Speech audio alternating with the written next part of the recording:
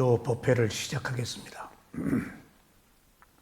오늘 또 지난 시간에 이어서 아라한에 대해서 함께 공부해 보시겠습니다. 인류사에 많은 그 위대한 성자들이 계신데 그 중에 가장 탁월한 스승이 붓다십니다. 보통 성자들이 신께 귀의하고 어떤 그 초월적 가르침을 가르치시는데 붓다만 유일하게 한 인간의 괴로움을 해결하는 것에 모든 그 초점이 맞춰져 있습니다. 그래서 고진멸도 사성제 중에서 괴로움이 있다라는 이야기는 불교가 존재해야 되는 이유입니다. 그래서 몸과 마음을 가지고 산다는 것은 괴로움입니다. 오직 그 괴로움 하나를 해결하는 것이 전부예요. 근데 그 괴로움이 감각적 욕망으로 어떤 지위로 부귀영화로 해결되질 않아요. 그걸 얻으면 얻을수록 더 심각한 그 괴로움에 빠져요. 그러니까 욕망은 끝이 없기 때문에 원래 욕망은 끝이 없어요. 그게 문제예요. 욕망은 적당한 선에서 만족할 수 있어야 되는데 욕망은 왜 일어날까요? 나가 있기 때문에. 나가 어리석음의 대명사거든요. 그러니까 적당한 선에서 제어할 수가 없어요. 그래서 괴로운 거예요. 그래서 부처님의 가르침은 오직 한 인간의 몸과 마음을 있는 그대로 알아차려서 존재의 특성을 아는 거예요. 무상하다, 괴로움이다, 그리고 나라가 얼만 것이 없다. 이걸 해탈 깨달음이라고 그러는데 또 다른 말로는 닛바나 열반이라고도 해요. 그러면은 열반은 안 태어나는 거예요. 모든 번뇌로부터 벗어나는 거예요. 우리들의 감각적 욕망의 물살을 거슬러 올라가는 거예요. 근데 이건 누구도 가기가 어려워요. 어떻게 감각적 욕망으로 살고 있는 사람이 욕망을 버려요? 불가능한 거예요. 근데 여기는 두 가지 조건이 필요해요. 선업이 공덕이 있어서 선업의 공덕이 있으면 진실을 보는 힘이 생겨요. 선업의 공덕이 있어서 감각적 욕망이 오히려 더 고통이라는 것을 아는 것. 근데 이건 더 힘들죠. 붓다 같은 분들은 그렇게 모든 게 풍족해도 괴로움을 감내하지 못해서 출가를 했잖아요. 그리고 또 한 가지는 욕망이 많아서 괴로워가지고 자기 몸과 마음을 알아차리는 수행을 하는 경우예요. 공덕이 많아서 이 수행을 하거나 괴로움이 많아서 하거나 이르는 길은 똑같아요. 근데 거의는 괴로움이 많아서 이 수행을 해요. 그런데 이 괴로움은 생명이 있는 한 해결되기 어려워요. 해결되기 어려운 이 괴로움을 해결하는 길이 전혀 패러다임이 다른 것들이에요. 하려고 하지 않고 보는 거예요. 있는 그대로 보는 거예요. 바라지 않고 보는 거예요. 근데 바라지 않고 볼 수가 없어요. 있는 그대로 볼 수가 없어요. 우리는 벌써 내가 있잖아요. 탐진치로 태어났는데 어떻게 탐진치를 버려요? 그래서 불교가 어렵다는 이야기는 모든 생명이 감각적 욕망을 추구하는데 그 감각적 욕망의 거친 물살을 거슬러 가는 것이라서 어려운 거예요. 그럼 거슬러 가려면은 열반에 이르러야 돼요. 내가 몸과 마음이 내가 아니라고 알아야 돼요. 근데 그게 가능할까요? 불가능해요. 그래서 매우 희귀한 사람들이 수행을 해요. 공덕이 있어서 해요, 이 수행. 그리고 괴로운 사람이 하고. 그래서 모두에 말씀드렸지만은 괴로움은 부처님의 가르침이 존재해야 되는 가장 이유예요. 그 가장 원론적인 이유예요. 그러니까 우리들이 괴롭잖아요. 그게 내가 괴롭지 않으려는 길을 가고자 하는 매우 단순한 이유예요. 근데 이게 어려운 거란 말이에요. 자, 이 이야기는 부처님의 가르침이 괴로움을 해결하려면 열반이 아니고서는 안 돼요. 근데 열반은 죽음을 의미하잖아요. 안 태어나는 건데요.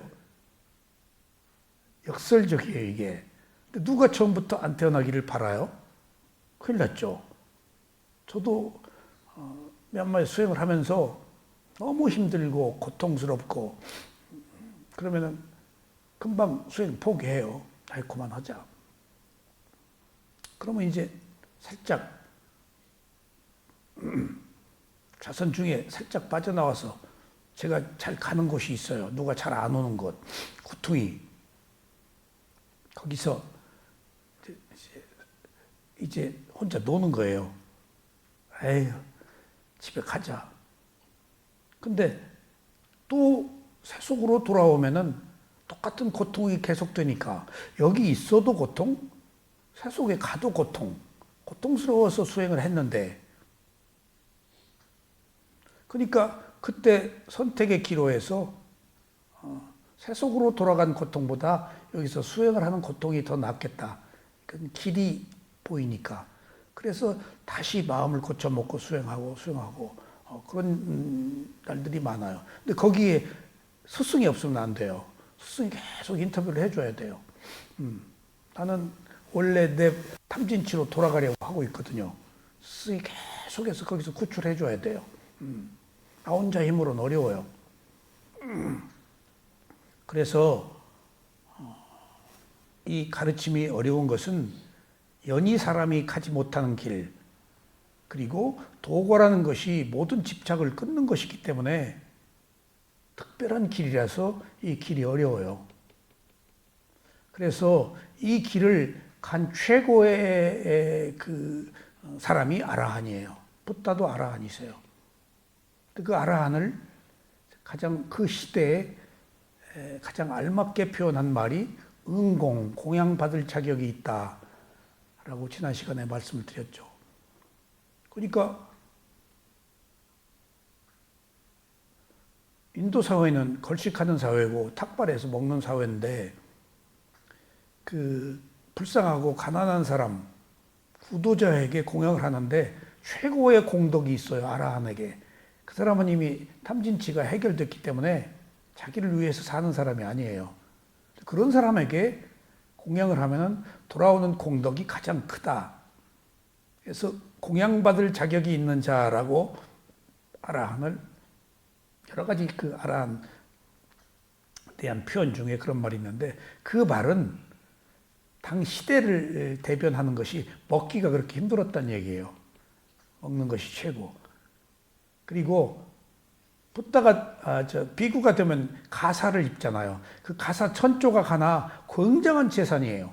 대가사의 그 가사, 몸을 가리는 천조각 하나, 당시 인도 사회에 물론 부자들이야 예외겠지만은, 그러니까 먹는 거, 입는 거, 잠자는 거, 비구들이 다 나무 숲에서 지내고 동굴에 지냈잖아요.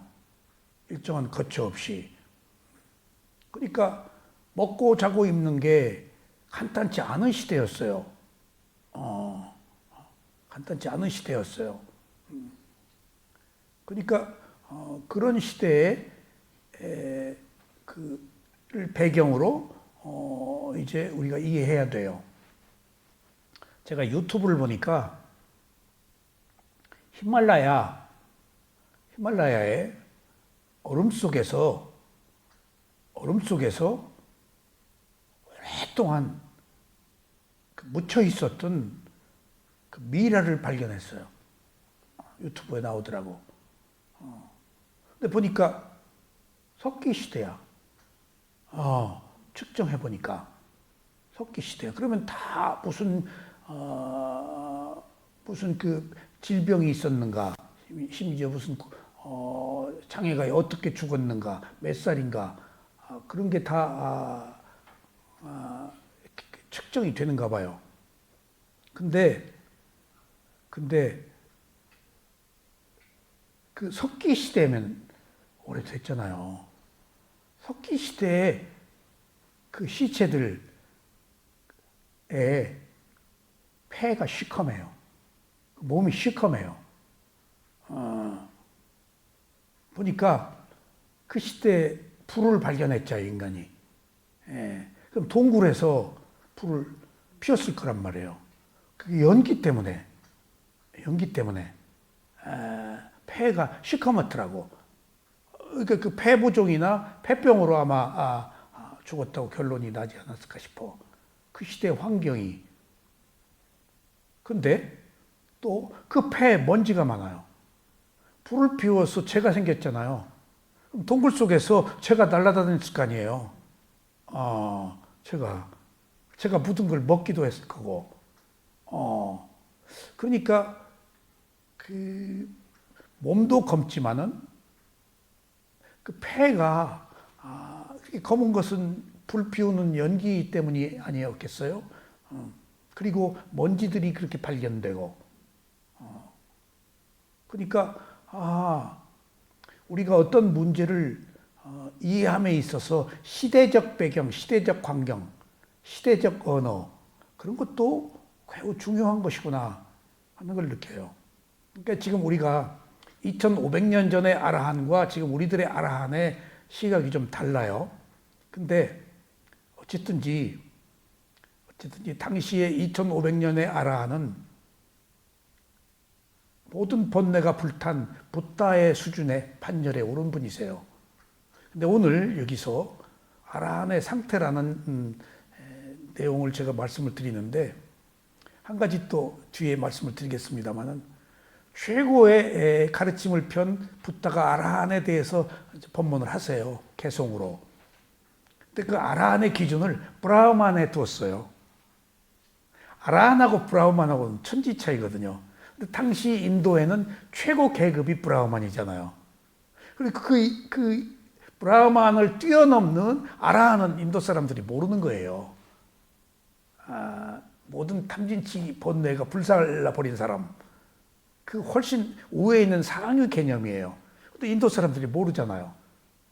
근데 그렇게 뛰어나게 브라흐마, 크샤트리야, 바이샤, 수드라, 불가촉 전민 이런 그 계급 사회에서 최고의 성직자 계급인 브라흐만을 아라한으로 예우를 해서 얘기를 하는데 이 아라한을 아무리 얘기를 해도 못 알아들으니까 부처님께서는 브라흐만의 기준으로 칭송을 하셨구나 하는 시대적 배경을 제가 느낄 수 있었어요. 어쨌거나 열반이 최고의 목표인데 열반이 아니면 불교는 의미가 없어요. 괴로움의 최종적 해결은 열반을 얻는 거예요. 그 열반이 수다원이에요. 사다함, 아나함, 아라한의 단계적 과정을 거쳐요. 그런데 그 열반은 탐진치의 소멸이고 윤회가 끝나는 것이기 때문에 열반 얘기를 안 하세요. 탐진치의 소멸도 얘기 안 하세요. 그 감각적 욕망으로 사는데 너 감각적 욕망 버려. 그럼 누가 해요 이걸? 그러니까 괴로움을 자꾸 드러내시는 거예요. 가장 현실적 현안이거든 괴로움이. 괴로움 있다. 안 괴로운 방법을 찾다가 보니까 나도 모르게 집착을 끊는 것이 괴로움을 해결하는 길이라는 것을 알아요. 오빠따나라고 그래서 오빠따 그것을 집착이라고 그러는데 원래 그 집착의 원래 뜻은 생명, 연료라는 뜻이에요. 연료. 우리가 내 몸과 마음을 집착하잖아요. 돈을 집착하고 가족을 집착하고 내 지위를 집착하고 그게 내 생명이에요. 그러면 그 생명이 또 다른 형태로는 뭘까? 연료예요. 그러니까 내가 연료가 방전돼 배터리가 나가 그러면 내 몸과 마음을 집착해서 연료를 붓는 거예요. 집착 끊으면은 연료가 다 소멸해서 아라한 돼 버려요. 그러니까 아라한은 연료를 안 넣어요. 집착을 안 하니까 무상고부할 알아서. 그러니까 지금 우리들이 내 삶의 어떤 동력, 내가 왜 사는가? 내가 나를 집착하기 때문이에요. 그 연료를 자꾸 넣는 거예요. 이걸 몰라요, 우리가. 예. 나를 부정하는 것도 열려듣는 거예요. 나를 좋아하는 것도 열려듣는 거예요. 아, 자기를 막 혐오하고 하는 것도 또 다른 의미에서 감각적 욕망이 있기 때문에 그러는 거거든. 감각적 욕망이 없으면 자기 혐오, 비탄, 슬픔에 안 빠져요. 감각적 욕망이 충족되지 않아서 그런 거잖아요. 기본은 감각적 욕망이에요. 예. 그러니까 감각적 욕망이 존재에 대한 가래, 비존재에 대한 가래, 또 감각적 욕망에 대한 가래 세 가지잖아요. 그러니까 그게 다 연료예요. 그 연료를 내가 보여요. 이걸 이제 부처님이 이렇게 계속 몸과 마음을 있는 그대로 보게 해야 이게 드러나는 거예요. 그러니까 아라한은 지금 간단하게 연료를 넣지 않는 사람이에요. 업을 만들지 않아요. 왜?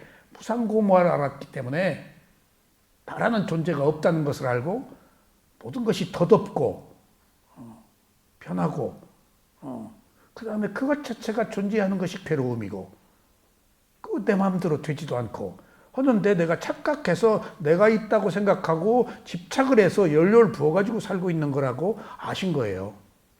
그러니까 이제 어둠 속에서는 사물을 못 보지만 빛이 떴어. 태양이 다 보이잖아. 존재에 대해서 보이니까 집착을 끊는 거예요. 그것이 아라한의 상태예요. 그래서 이 아라한은 세간을 사는 우리가 출세간에 최고의 집착이 끊어진 상태를 삼가 이해하기가 어려워요. 미루어 짐작도 안 돼요, 이건. 근데 이제 부처님께서 이렇게 아라한의 상태를 말씀하시니까 우리가 유추 해석해 보자고요. 우리는 그 상상도 못하는 번뇌가 끝난 탐진치가 끊어진 아라한의 정신적 상태는 어떤 것인가 미루 한번 보자고요. 오늘은 지난번에는 아라한에서 얘기를 했는데 아라한이 탐진치가 소멸해서 평상시에도 아라한이 되어서 윤회가 끝나지만은 지난 시간에 삼마시시라고 그래가지고 죽기 전에 번뇌도 불타고 또 아라한이 되고 두 가지를 동시에 성취하는 아라한을 얘기를 했어요. 삼마시시라고 그 죽기 직전에 아라한이 돼요. 근데 심각한 고통 속에서 집착이 끊어져요. 그래서 아라한도 평상시 되는 아라한, 죽기 직전에 고통 속에서 되는 아라한이 있었다. 그럼 오늘은 교재에 이게 없어요. 오늘은 아라한의 상태라고 지금 나라다 마하테라께서 하신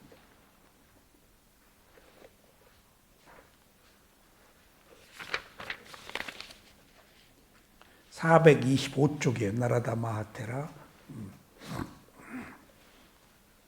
자, 오늘 이 아라한의 상태는 법구경 개송이에요. 부처님이 산문식으로 법문을 펼 때도 계시지만은 워낙 뛰어난 능력을 가지신 분이라서 개송으로 시처럼 상징적인 말씀을 하세요. 그게 법구경이에요. 개송이라고 그래요. 근데 그 개송을 우리는 읽으면 뭔 말인지 몰라요.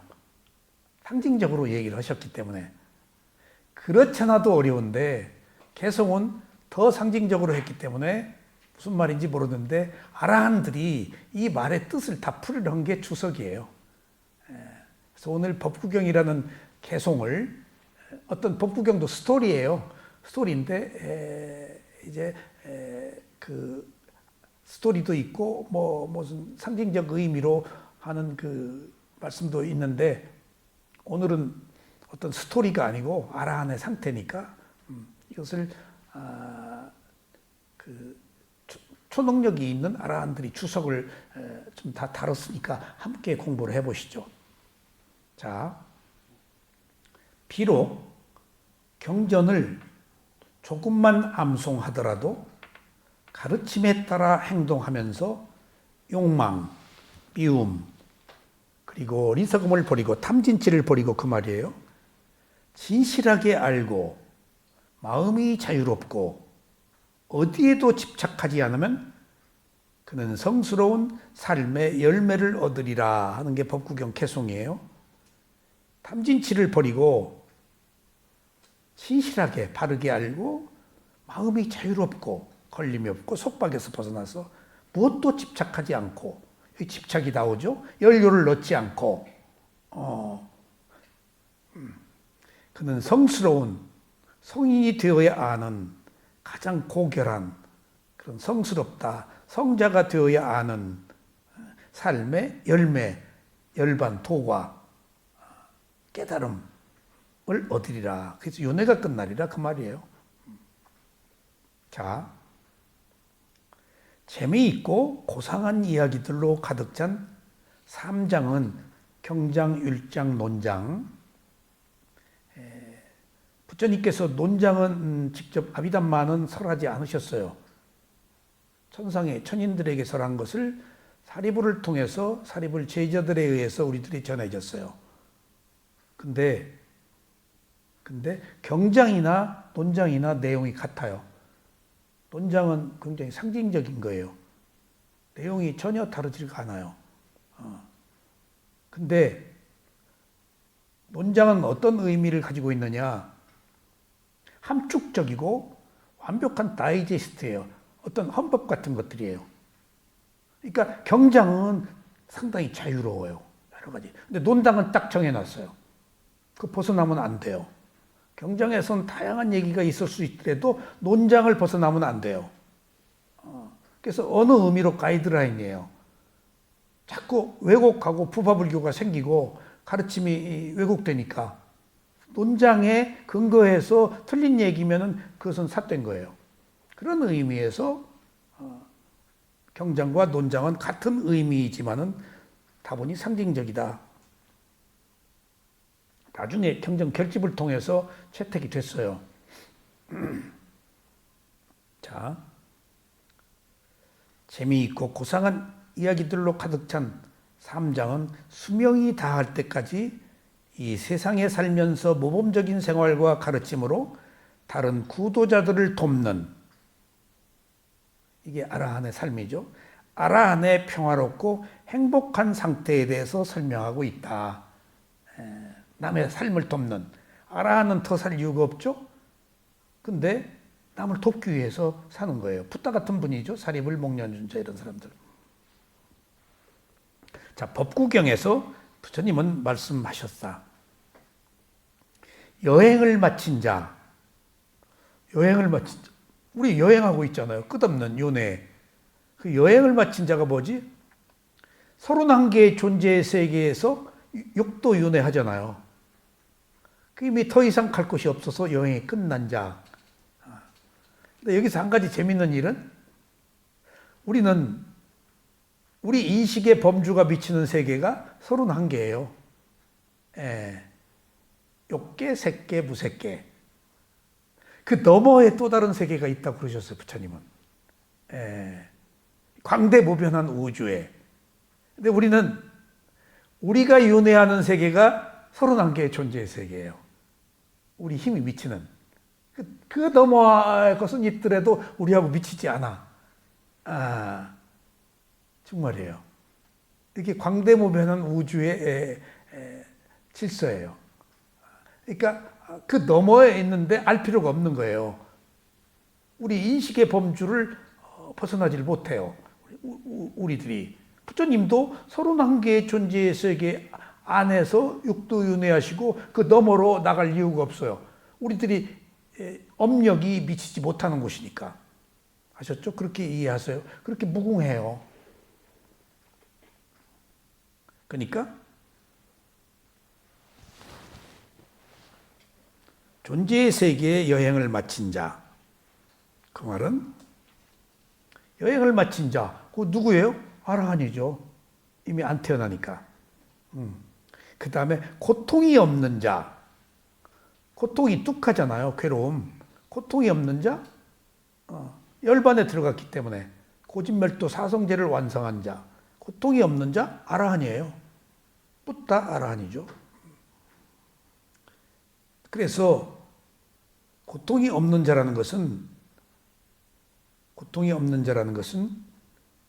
탐진치, 번뇌가 소멸한 것을 이야기하는데 수다원의 도가 사다함의 도가 아나함의 도가 아라한의 도가 마다 고통에 그 근절되는 강도가 달라요. 달라요. 그래서 거의 그 아나가미가 되어야 고통에서 벗어날 수 있는데 아나가미도 약간은 욕망이 아직 완전히 소멸되지 않아서 정거천에 가서 태어나가지고 거기서 윤회가 끝나요. 다시 안 태어나고. 그래서 단계적으로 탐진치가 수다원, 사다함, 아나함, 아라한으로 단계적으로 소멸되고 아라한이 되어야 완전히 소멸된다. 그래서 여기서는 네 단계의 그 도구를 얻은 사람들을 분류할 수 있을게요. 자, 여행을 마친 자, 고통이 없는 자, 괴로움이 해결된 자, 도구를 얻은 자 그런 말이죠. 모든 것으로부터 완전히 자유로운 자. 이때 제가 거듭 말씀드렸죠. 모든 것이 일체, 전부,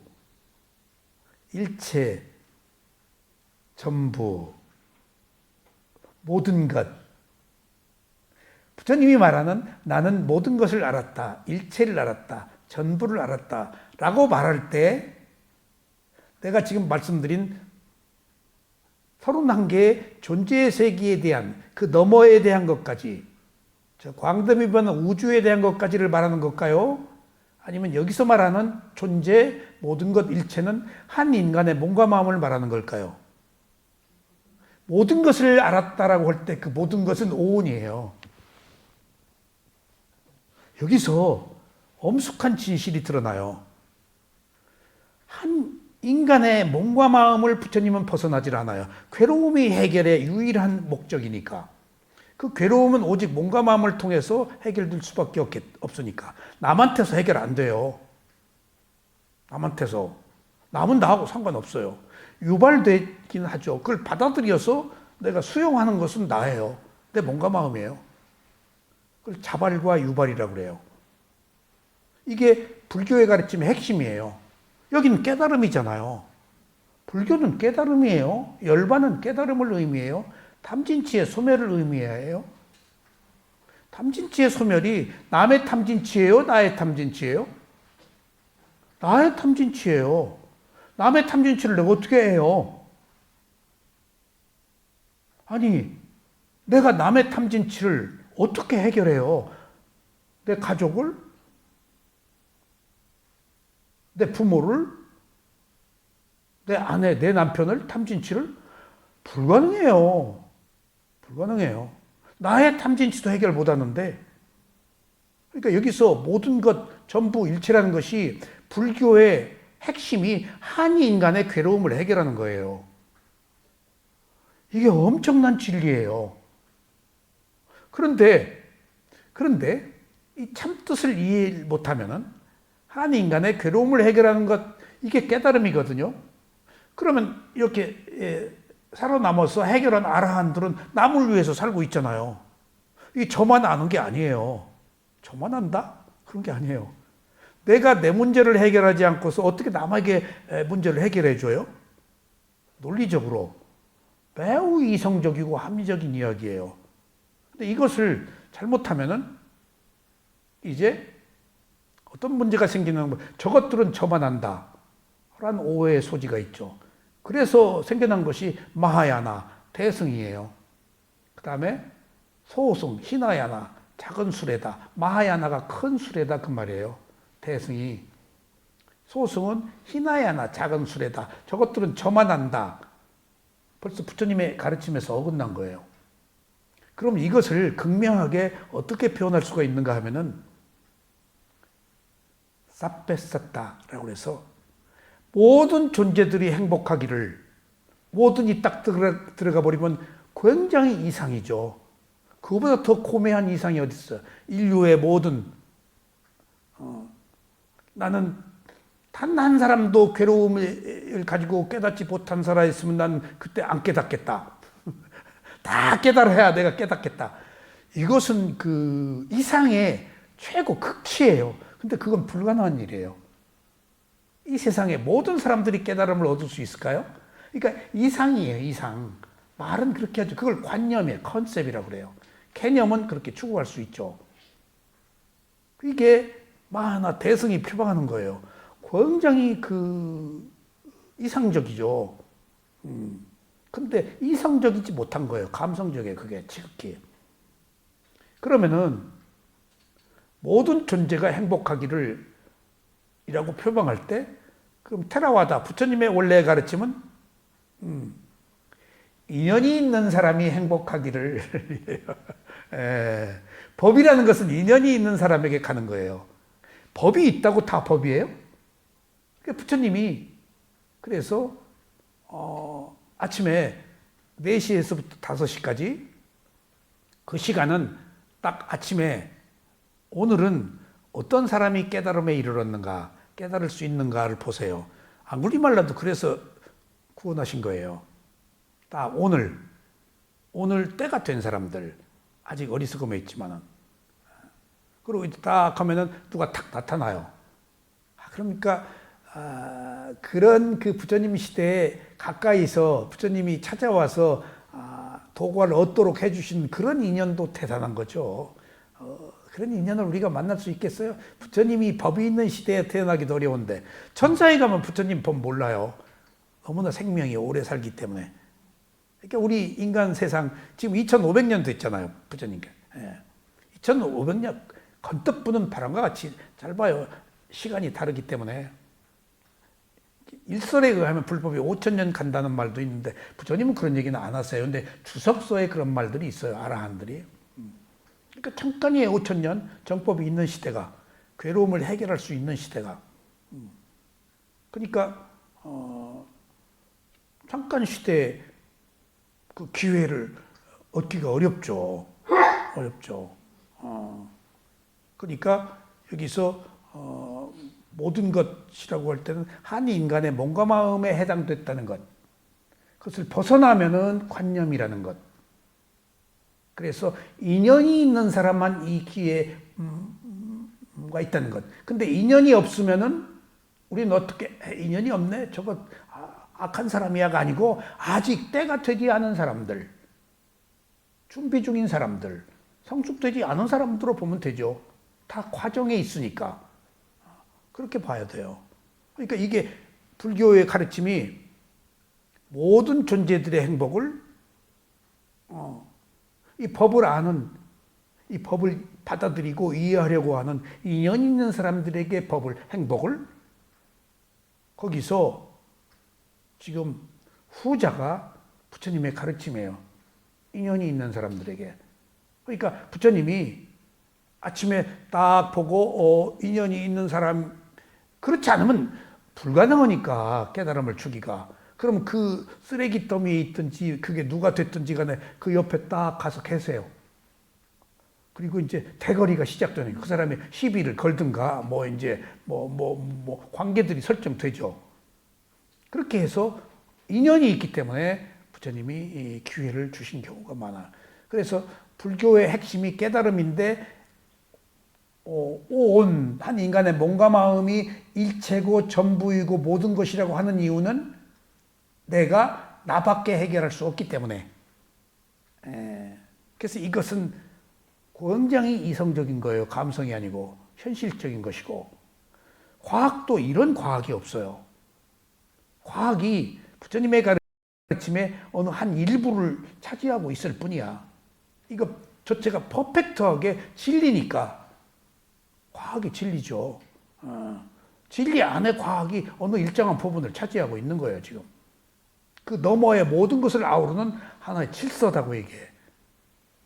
그러니까 우리는 못 보던 질서를 이렇게 부처님이 모든 것, 여기 안 와서 우리는 각성해야 돼. 모든 것은 내 몸과 마음이다. 오온이다. 그 오온이 12연기예요. 12가지. 그 오온은 이제 보면 느낌밖에 없어요. 그 느낌은 무상고 무아예요. 그래서 모든 것으로부터 완전히 자유로운 자유로운 자.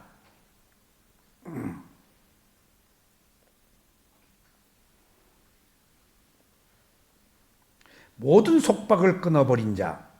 여기서 속박이 나를 올고 매는 거, 윤회 사슬로 하는 것. 속박이 보통 탐욕, 성냄. 보세요. 우리가 기본적으로 속박은 탐욕, 성냄, 탐진죠. 그 다음에 부처님은 속박을 4가지를 얘기하셨어요. 계금, 취견, 계율이나 의식에 대한 집착. 그 다음에 자신의 선입관을, 관념을 진리로 아는 것. 내가 알고 있는 것을 진리로 아는 것. 내 선입관, 고정관념을. 그래서 무엇이 나를 속박하고 있느냐? 내 탐욕, 그 다음에 내 성냄, 그 다음에 계금, 취견, 계율이나 의식에 대한 집착, 형식적인 논리, 그 다음에 선입관, 내가 고정관념. 우리들이 무엇으로 살아? 선입관으로 살아요. 선입관에 의해서 내가 판단하잖아요. 그게 선입관이 뭘까? 업의 과보예요. 선입관이 업의 과보예요. 근데 생각이.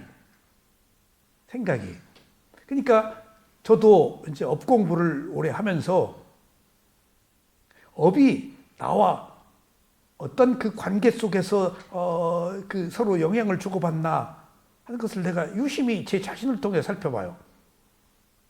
근데 그 업이 내 마음, 내 생각이에요. 내 습관이에요. 내 고정관념이에요. 그 업이. 그러니까 어느 경우에 내가 어떤 마음을 먹어서 어떤 생각을 해. 그럼 생각대로 우리가 하잖아. 생각과 말과 행위로. 근데 그 생각을 내가 왜 먹었을까? 그 생각을 안 먹을 수도 있고 먹을 수도 있었는데 내가 유심히 그때마다 제 몸과 마음을 한번 알아차려 봐요. 이 마음이 왜 생겼지? 문득 소스라치게 놀라요. 그게 업의 과보예요. 이 마음을 먹도록 했더라고요. 그러니까 우연히 먹는 마음이 아니야. 조정되고 있어. 그 마음을 먹도록. 생각으로부터 시작되니까. 내 마음이 업의 과보구나. 있는 그대로 알아차리면 새로운 원인을 만들어서 마음이 고쳐먹잖아. 그렇게 먹는 마음이 업의 과보야. 이게 선입관이에요. 여기서 말하는 4번째 속박이 업의 과보로 살고 있는 거예요. 근데 여기서 한 가지 중요한 사실은 업의 과보는 조금 어려워요. 몸과 마음에서 나타난 1단계 과정이야. 어떤 마음이 먹었어. 1단계 과정이야. 1단계 과정. 그것은 업의 과보로 오도록 돼 있어. 근데 왔다고 그래서 꼭 내가 그렇게 해? 할 수도 있고 안 할 수도 있지. 우리는 반사적으로 그런 마음을 먹었어. 그럼 그런 행동을 해버려. 그건 2단계야. 1단계와 2단계를 꼭 구별해야 돼요. 1단계는 맨 느낌이에요. 2단계는 과보가 아니고 새로운 업이야. 그 새로운 업이 내가 선택한 거야. 1단계는 선택할 수가 없어. 선택 못해요. 업의 과보로 받도록 돼 있어. 2단계로 받도록 돼 있지만 내가 받을 수도 있고 안 받을 수 있잖아. 받아서 그대로 한 것이 2단계가 업이에요. 1단계는 업, 과보지 업 아니에요. 업을 새로 만들었으니까 아까 고정관념 업을 새로 좋다 싫다 선별을 했으니까 그 과보 또 받는 거지. 집착해서 그 연료 넣는 거지. 그게 윤회지. 꼭 굉장히 어려운 얘기. 1단계 2단계 업이 내가 치고 들어왔어. 과보야. 원인에 의한 결과야. 근데 그 결과를 받아서 내가 행동을 하고 그것을 반응해버리는 것은 또 새로운 업이야. 그러니까 반응할 수도 있고 안 할 수도 있는데 반응하지 말자는 거지 우리가. 그것이 느낌에서 가래로 넘어가느냐 안 넘어가느냐. 느낌에는 즐거움 괴로움이 있어요. 과보니까. 근데 가래로 넘어가 버려. 그럼 반응한 거야. 그 차이야. 그러니까 꼭 1단계 2단계. 그러니까 1단계에도 괴로움이 있다. 1단계에도. 과보니까 괴롭도록 태어났어. 그래서 여기서 말하는 속박은 계금치견이 우리들이 관습적인 사회에서 전통적 가치관을 가지고 살기 때문에 어떤 인습적인 사회, 어떤 질서, 세속의 질서가 있잖아. 그게 속박이다요, 나를. 그래서 이야기가 조금 벗어날지 모르겠지만은 제가 비구가 아니고 제가제잖아요. 그리고 저는 선정수행을 안 하고 수수위파사나로 공부를 했어요. 그러니까 자비관이다, 사무량심이다 하는 것들이 그 퀄리티, 그 가치는 매우 뛰어난데 저는 즉각 그냥 몸과 마음을 보는 것으로부터 시작해서 무상고무화를 보는 수행을 했기 때문에 어떤 형식, 의식 그런 것이 굉장히 낯설어요. 하기도 싫고. 근데 어떤 조직이나 비구로서 제가자들과의 관계, 신도 그런 그 어떤 그 범주 안에서는 이런 의식을 다 필요로 하지, 요구하지. 형식은 세속적인 거니까. 근데 저는 어떤 그 무슨 이런 단체를 이끄는 어떤 그 무슨 지도자가 되려고 하기보다도 내 괴로움을 해결하는 데 초점이 맞춰져 있기 때문에 의례적인 형식이 저한테 어색하고 그런 거 하는 게 허례허식 같고 싫어요. 그래서 잘 안 해요, 제가. 이 보시 공덕으로 도를 성취하시기 바라요. 뭐라고 빨리요. 그렇게 하는 게 피차 좋아. 받는 것 같아. 근데 그냥 저는 바로 뚫어버리고 그 본질을 아는 것에 익숙해가지고 그래 낯설어. 그래서 사실은 초파일 날도 제가 여기서 안 하고 담마키테 스님한테 제안한 거예요. 담마 스님 또 외삭대의를 안 하고 계시더라고. 한국 초파일을 하지. 스님 그러지 말고 초파일 이제 부처님 보름에 태어나셨잖아요. 외삭대의 여기서 찾읍시다. 안 하고 계신데 외삭대의 찾읍시다. 제안을 했지. 스님이 마하위하라에 서시든지 여기서 오셔서 하시든지 합쳐서 합시다. 그랬더니 그걸로 오래. 좋습니다. 내가 여기서 비구가 아닌데 매년 했죠. 초파일 날. 근데 그런 그 개송을 외우고 법문하고 그런 형식적인 것들이 조금 내가 충분히 그런 그 자질도 없을 뿐더러 그런 어떤 그 경전을 암송하고 의식을 행하는 것에 익숙지 않아서 뭔가 조금 뭔가 거짓말하는 것 같이 조금 그 느낌이 좀 제가 그래서 그 담마케티 스님 보고 허시자 그래가지고 가는 거예요 지금. 그러니까 그런 의미에서 원래 마시에서는 자비관 안 하거든요. 그냥 무상고무화로 바로 들어가요. 근데 마시 제자 중에 자비관을 하는 제자가 있어서 그 제자들은 자비관을 하고 그러더라고요. 그래서 그 제자들은 위파사나 하면서 자비관을 끌어들여서 자비관이 선정이거든요. 나쁜 거 아니고 좋아요. 근데 마시 전통적인 방식에는 순수 위파사나라서 자비관 안 해요. 저는 자비관 없이 위파사나로 했기 때문에 그러니까 자비관이 필요하기도 하지만은 그게 이미 그 너머에 있는 무상고무화를 알아버리면은 자비관이 의미를 못 느껴요. 아직 무상고무화가 성숙되지 않았을 때 그것을 닦기 위해서 필요한 게 자비관이거든. 토대가. 그러니까 그런 그 현실적 문제들 제 개인적으로 있어요. 그래서 나는 지극히 어떻게 보면은 어떤 조직을 이끄는 그런 지도자가 아니고 내 괴로움 하나도 해결 못해서 바둥거리는 구도자에 불과하구나. 내 그 능력의 한계를 느껴요. 그런 형식이 의미를 못 느껴요, 저는. 솔직히. 근데 그게 제 성향이었어요. 형식을 뛰어넘어 버리는 어떤 지시를 얻고자 해서 이 수행을 하는 것 같아요, 지금.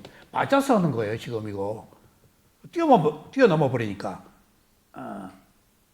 그러니까 그게 관념과 실제에 있어서 형식은 필요하지만은 그것도 나름대로의 성향 같아요. 성향 같아요. 그래서 제가자들이 이거 운영하기가 어렵습니다. 제가자들이. 예. 함에도 불구하고 제가 그런 어려움 속에서도 지금 하고 있는 거예요. 제가 좋아서 하는 거죠.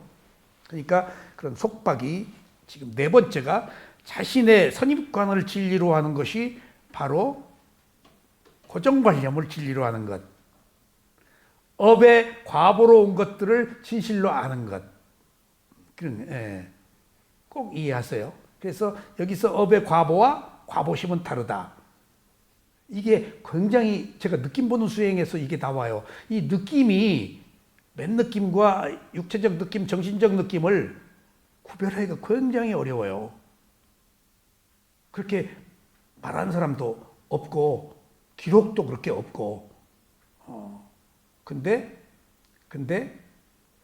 이번 칸에 있는 저 느낌은 업의 과보로 받은 느낌이라서 저 느낌에 맨 느낌에 저 느낌에 이미 즐거움, 괴로움, 덤덤함이 이미 포함되어 있어요. 그러니까 우리는 구조적으로 괴로울 수밖에 없는 거예요. 구조적으로 감각적 욕망을 가질 수밖에 없고 그러니까 문제로 삼지 말아야 돼요. 감각적 욕망이 있네? 없네? 없을 수가 없어요. 부처님도 있는데 근데 부처님은 감각적 욕망 애욕이 핏이 바램 분이야. 수다원은 남아있고 수다원 결혼 생활 하잖아요. 아나가미가 돼야 못해요. 아나가미가 되면 일주일 내에 죽어요. 부부 생활을 못해요. 사다함도 괜찮아요. 아나가미가 되면 이미 어떤 질서를 파악한 사람이야. 그렇기 때문에 그런 도과에는 단계적 과정이 있다. 그래서 자유로운 자, 모든 속박 네 가지를 끊어버린 자에게는 열은 존재하지 않는다. 이 열이요. 빨리어를 지금 이제 번역된 거라서 속박을 끊어버린 자에게는 번뇌에 열이 존재하지 않는다. 열이 뭐예요? 불시. 불시. 예. 정신적 상태예요. 불시죠? 근데 열이 삐띠, 희열도 열이에요. 기쁨. 예? 근데 여기서 또 한 가지 우리들이 사용하고 있는 언어나 이 세상의 양면성에 대해서 우리가 꼭 무엇이 있다면 이익이 있다면 손실이 있고 명예가 있으면 불명예 있고 행복이 있으면 불행이 있고 칭찬이 있으면 비난이 있어요. 이거 꼭 붙어 있어요. 동전의 양면처럼. 응? 여러분들 이거 존중해야 돼요. 붙어 있다. 그러면은 희열이 있죠? 수행하면서. 희열의 반대는 희열의 열도 열이죠. 근데 또 다른 열은 뭐니까? 희열이 있으면 반대는 뭐가 있을까? 화나는 열받네. 그 열이. 모든 걸 포함한 열이야. 열받네. 걱정, 성냄이에요, 이게. 열받네. 삐띠가 아니잖아, 희열이. 그러니까 그걸 통틀어서 열이라고 그래. 그러니까 기뻐할 열도 있는데 성낼 열도 있어. 자, 보세요. 여러분들이 흑백 논리로 살잖아요. 그렇지 봐요. 흑백 논리로 살지 봐요. 두 개 다 존중해줘요. 요새 그 무슨 국정감사 하는 거 이렇게 오다 가다 한 번씩 보잖아요. 그럼 막 공격하고 저쪽에서는 막 그 방어하고 이쪽 공격하고 서로 자기가 옳다고 그래요. 다 자기가 옳아요. 거기 주관적 성향을 가지고 어느 편들지 마세요. 이 사람 말은 이 사람 입장에서 옳래. 각자 입장이 있잖아요. 낱낱의 한 개인의 존재라는 것이 존중돼야 한다면은 그러니까 부처님은 선악이 없어요. 각자의 입장에서 각자의 할 얘기가 있는 거야. 최대 공약수? 그것은 깨달음이야. 최대 공약수가 있을 수가 없어. 세속에서 최대 공약수는 못 얻어. 그러니까 어느 최고의 지도자의 대변하는 무슨 비서실장이 나왔다? 그러면 안면몰수하고 아니다 틀렸다고 역할이야. 그 사람은. 너 왜 그렇게 거짓말해? 그 사람에게 주어진 역할인데. 그리고 또 그것을 공격하고 끌어내리려고 하는 사람은 또 그에 주어진 역할이야. 거기에 옳고 그름이 없어요. 그것을 뛰어넘어야 있어요. 무상하고 괴로움이고 나라고 할 게 없으면 그런 것들을 다 어느 단계적 과정에서 불가피한 세속적 현실로 보고 그런 것에 집착을 끊는 건데 다 두 가지의 집착이 있잖아요. 지금 내가 말하는 우빠따, 집착. 연료만 소멸하는 것이 여기서 우리가 추구하는 길이에요. 그러니까 세속의 길하고 전혀 달라요. 응? 세속의 길하고. 그러니까 답을 얻을 수 없는 것에서 답을 얻으려고 하는 것이 세속인데 출세가는 답을 얻으려고 하지 않고 그것이 가지고 있는 의미가 무엇인지 그래서 집착하지 않는 것 그것이 답이에요. 옳다 그러다가 없어요. 집착하지 않는 것. 각자의 입장에서 다 옳으니까. 이게 우리가 오늘 아라한들한테서 세속을 뛰어넘는 출세간의 진리라고 이해하셔야 돼요. 세속에서 답을 얻으려고 하지 마세요. 각자의 입장에서 그런 이야기를 할 뿐이에요. 근데 흥분할 것도 없어요. 답 없어요. 거기서는. 서로가 옳은 견해가 있을 뿐이야. 뭐가 옳아? 각자 입장도 그럴 만해. 나는 인식의 범주가 거기까지 못 미치는데 내가 본 기준만큼의 세계밖에 못 보는데 내가 그 세계밖에 못 본 그 세계가 잘못된 거야? 그렇게 살아왔는데 그것도 존중받아야 돼. 내가 설령 잘못됐다 하더라도 그것은 한 인간의 삶이고 인식의 과정이니까 존중받아야 돼요. 다 깡그리 잘못된 거야? 그럼 뭐가 남어? 그 낱낱의 존재의 이유는 있잖아. 원인과 결과. 그렇게 살 수밖에 없는 것. 숨쉬고 산다는 것만 해도 성스러운 거예요. 그 사람이 악한 사람이든 어떤 사람이든. 그러니까 어디를 탁 보니까 여자 죄수가 몇 년 이상은 어느 지역에 있는 여자 교도소로 가더만 거기 지금 현재 누가 있는가가 또 다 나왔어. 지금 누가 있고. 근데 러시아에 또 그런 게 있더라고. 여자 죄수들.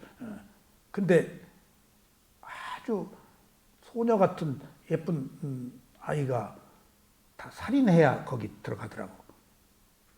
그러니까 거기 그 업의 과보가 센 것. 그런 범죄자들이 모여 있는 것. 거기 누가 주로 보고 거기 거쳐간 사람이 누구고 유명한 사람이 그게 다 나와서 거기 보니까 임수경이도 하나 있어. 북한 갔다 온 세게 맞았나 봐. 난 잘 모르는데 그 형이 그 페널티를 법으로 세게 받았는 거. 그러니까 거기 센 데 들어갔지. 근데 러시아의 소녀가 예쁘더라고. 근데 살인했어. 딱 보니까 중년에 자기 엄마가 아버지가 안 계셨던가 봐. 남자친구가 생겼는데 그게 이제 새 아빠지. 폭력을 자기 엄마를 때리는 거야. 폭력을. 그러니까 이제 어떻게 하다가 해가지고 그 아빠를 죽여. 그러니까 무슨 그 사기나 현령이나 뭐 범죄가 아니고 그 자기가 사랑하는 엄마가 맞으니까 순간적으로 그것도 업이야. 그렇게 해서 그 살생을 해서 그 과보를 받았는데 내가 느끼기에 너는 흉악무도한 살인은 아니고 그 자기가 가장 사랑하는 엄마가 두드려 맞으니까 그런 경우 있잖아. 너는 악업은 살인의 악업은 악업이라도 의도가 그렇게 악질적이지 않아서 너는 그 과보가 그렇게 깊지는 않겠구나. 연민 동정이 가더라고. 다 이유가 있잖아. 이유가 다 이유가 있어요. 세속도 이유가 있고 출세관도 이유가 있어요. 의도가 뭐냐예요. 업이 의도거든. 그러니까 의도가 업이거든. 어떤 의도냐, 불가피한 거냐, 그럴 수밖에 없었냐, 피치 못했냐, 지금 과보를 갚은 거냐, 이게 있어요. 전생에 내가 죽음을 당했어. 그럼 이 생에서 내가 또 죽여. 이런 그 업은 그런 거 없이, 죽이고 죽는 거 없이 자기가 그 복수한 업은 또 과보가 달라요. 치고받은 거니까. 치고받은 거니까. 그게 다 업의 과보가 달라요. 그런 것처럼 그런 모든 업이 어떻든지 간에 우리는 원인과 결과로 상속시키지 말고 여기서 새로운 원인을 만들어서 내가 해결해야 되는 거예요. 내가 해결해야 되는 거예요. 그게 내가 할 일이야. 악업을 계속 악으로 갚을 게 아니고, 설령 내가 고통을 겪고 위해를 당하고 피해를 입었더라도 그러면은 내가 피해 있어보니까 또 욕하고 비난하고 또 내가 구업을 지어 행동을 해. 그 과보를 내가 또 받는데 치고받는 거 아니야. 그게 윤회야. 연료를 또 붓는 거라고. 그러지 말고 내 선에서 몰라서 그랬으니까 나라도 청정하게 라고 하는 게 위파선하고 구도고, 새로운 원인을 만들지 않는 게 그것밖에 없어요. 아무리 치고받고 그게 뭐야, 치고받는 게. 그런 의미에서 지근거리에 있는 원수가 멀리 있지 않거든. 항상 가까이 있어요. 민족끼리도 가까운 데 있어요. 우리가 누구를 비난하고 그 다음에 적개감을 갖고 이거 스스로 불행한 거야. 우리들의 불행은 일본 사람 미워하는 거예요. 우리 당했잖아. 미워하는 우리가 괴로운 거예요. 우리가 분노하고 있는 거예요. 우리가 편치 못해. 그게 아까 얘기한 선입관이야. 우리가 당했으니까 미워한다. 그러니까 지금 그런 점에 있어서 우리는 어떤 고정관념, 민족주의적 입장에서 그런 것들이 지금 우리를 속박하고 있는 것들이에요. 그러니까 그런 것들을 뛰어넘는 게 부처님의 가르침인데 이게 가능한 이야기냐고. 기분 나쁘지. 돌팔매 맞지, 잘못하면은. 그러니까 이게 간단치 않은 문제인데 이것을 항상 우리는 세속과 출세관으로 구별해서 세속적 견해냐 출세관의 견해냐라고 인정하고 이해할 부분은 이해해야 되겠어요. 그래서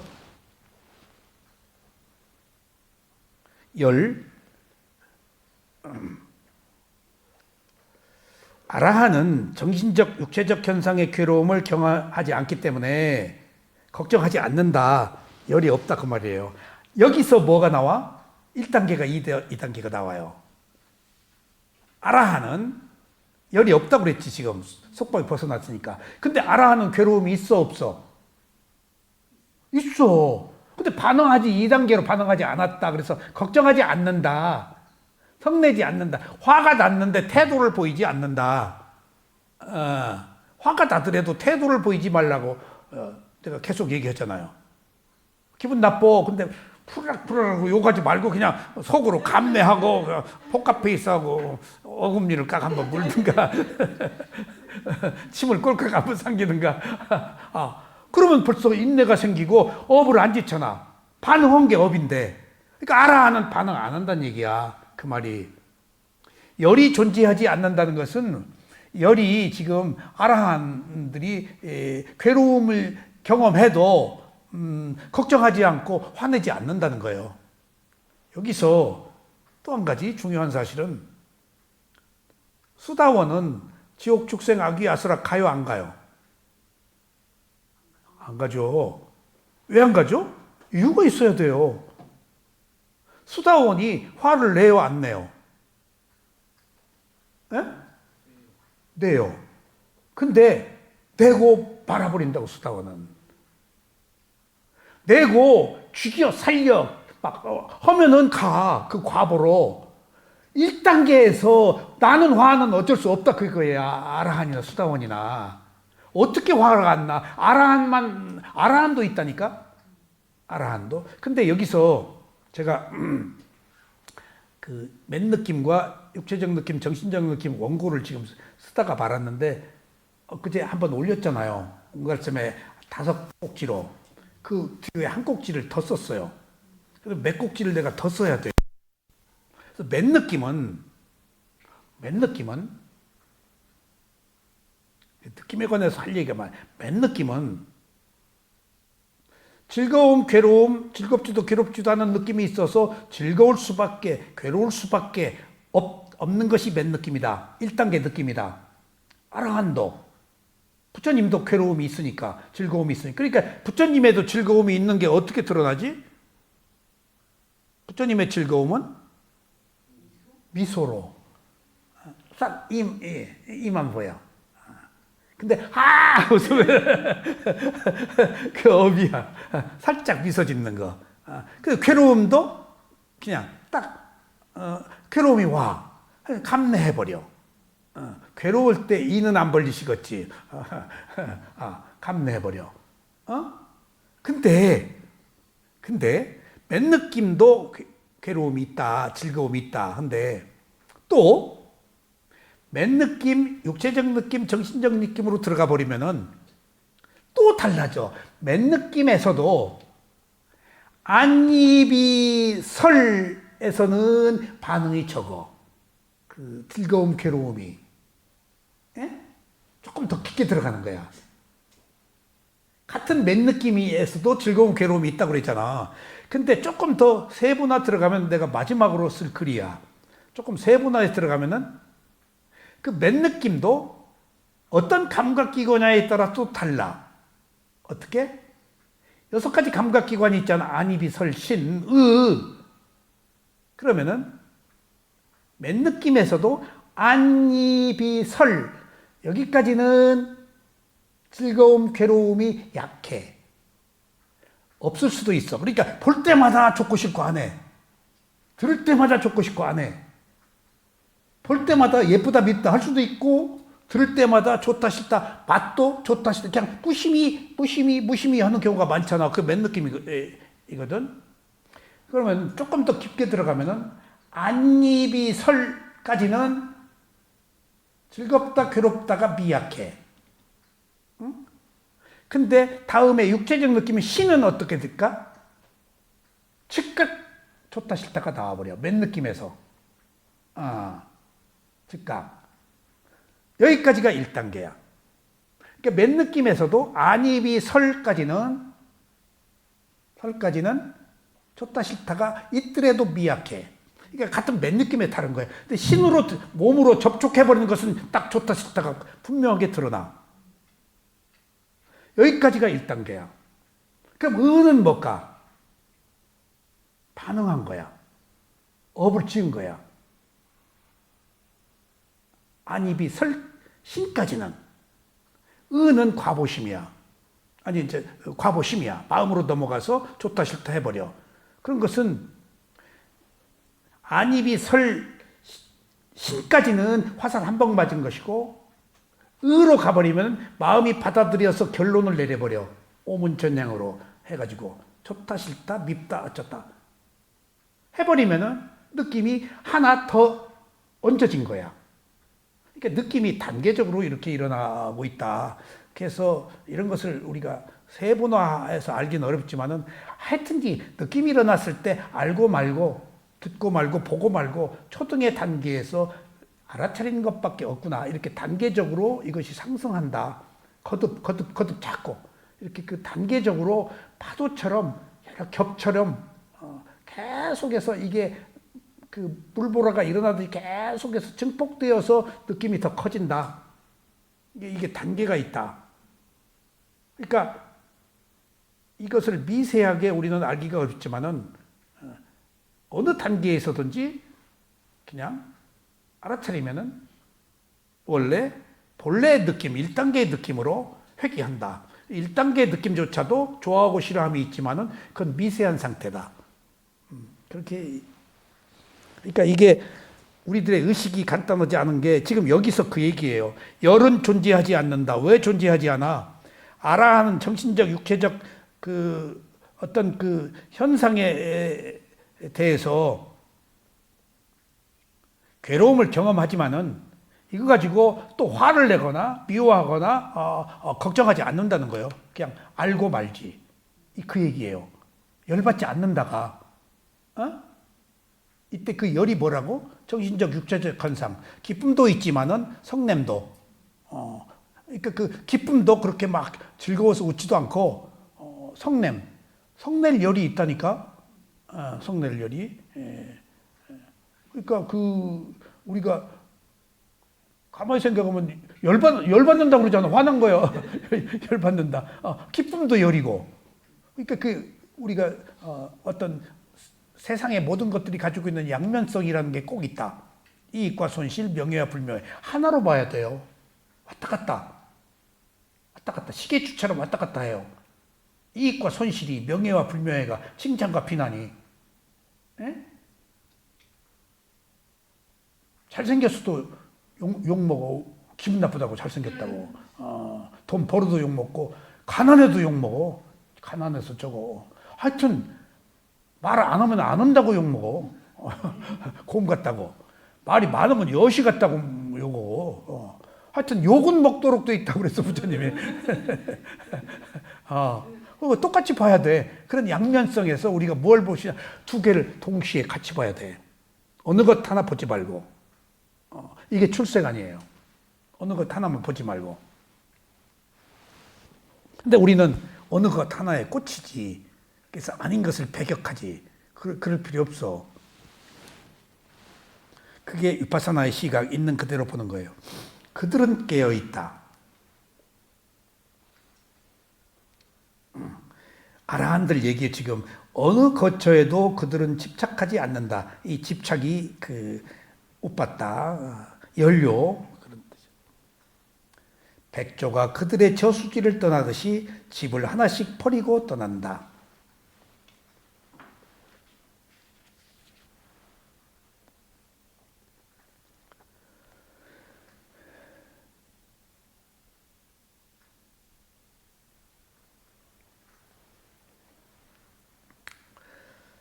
아라한들은 그들이 가고 싶은 곳은 어디든지 어떠한 집착도 없이 돌아다닌다. 왜냐하면 그들은 나와 나의 것이라는 관념에서 벗어났기 때문이다. 여기서 한 가지. 부처님이 자기 아들 라울라한테 한 법문이 있죠. 뭐라고 그랬죠? 이것은 내가 아니다. 그 다음에 이것은 나의 것이 아니다. 그리고 이것은 나의 자아가 아니다. 그 뭔 말이지? 이것은 내가 아니다. 6가지 감각기관 중에서 육내처 안에 있는 감각기관이에요. 이것은 내가 아니다. 그 다음에 이것은 나의 것이 아니다가 뭐지? 6가지 감각기관은 항상 무엇을 대상으로 하지? 눈이 뭘 보지? 귀가 뭘 듣지? 이것은 내가 아니다는 것은 6가지 감각기관, 6내처, 12처 중에서 6내처. 감각기관. 이것은 나의 것이 아니다라고 말할 때 그것은 뭐지? 그 감각기관이 감각 대상으로 나가잖아. 형상, 소리, 맛, 냄새, 그것은 나의 것이 아니다. 분리해라, 객관화. 그 다음에 이것은 나의 자아가 아니다가 뭐지? 그것들이 통틀어서 안팎이 모두 12처, 18개가 나라고 할 만한 것이 없다라는 총체적 18개가 전부 나의 자아가 아니다. 내가 소유하거나 내 마음대로 할 수 있거나 그런 상징자. 그러니까 내가 아니다와 나의 것이 아니다와 나의 자아가 아니다. 무아를 얘기하잖아. 그 몸과 마음, 정신과 물질 18개 그것 자체를 얘기해요. 이거 굉장히 어려운 얘기예요. 그러니까 라울라가 세존이 자기 아버지가 부처님이 아들한테 제일 좋은 얘기 해줬어. 좀 편애한 것 같아. 자기 아들한테. 유산을 달라고 그랬잖아. 누가 시켰지? 야소다라가 부처님이 왕궁에 오니까 라울라 시켜서 너 아버지한테 가서 유산 달라. 그러니까 유산을 주도록 돼 있어요. 옛날에 부모는 섬기도록 돼 있고 그 어떤 그 질서, 사회 질서가. 그러니까 유산 달라고 그러니까 이제 혹시 세존이 이제 아들한테 뭘 줄까 했지 이제 자기한테 혹시 돌아올까. 야소다라의 역할이 커요. 왜 크죠? 야소다라가 정반왕한테 설득했어요. 보내라고. 돌아온다고 그랬다. 돌아왔어. 오긴 왔잖아. 비구가 부처가 됐으라. 저 괴로워서 고통받으니까 돌아온다고 그랬으니까 보내라. 돌아왔잖아. 그러니까 가서 바루를 탁 주고 와가지고 사리불한테 삼위 계를 줬잖아. 그 준 거야 유산을. 그러니까 그때 이것은 나의 것이 내가 아니다. 나의 것이 아니다. 나의 자아가 아니다. 라고 말했을 때 라울라가 뭐라 그랬지? 그러면 오온이 내가 아니고 나의 것이 아니고 나의 자아가 아닙니까? 그렇다. 오온이 내가 아니고 나의 자아가 아니고 나의 것이 아니고 나의 자아가 아니다. 오온을 얘기해요. 오온을 벗어나면 안 돼요. 근데 거기에 나의 것이라는 것이 조금 헷갈려요. 근데 6내처, 6외처, 18개가 다 포함된 거야. 나의 자아가 아니다는 18개 전부. 그게 하나의 세계니까. 그래야 똑 떨어져. 그래야. 그래서 나의 것이 아니다라고 말할 때는 모모님이 얘기했잖아. 감각기관 6내처는. 그것들이 대상, 소유하고 있잖아. 원인과 결과, 결과까지도. 원인은 원인이고 결과는 결과다는 것이지. 그러니까 눈이 형상을, 귀가 소리를, 형상, 소리, 맛, 냄새 이런 것들조차도 나의 것이 아닌 거야. 그것은 그것일 뿐이야. 그러니까 모든 것들이 저절로 그 스스로 있는 거야. 거기서 한마디 중국 선시에서 딱 한마디 딱 나온 말이 뭘까?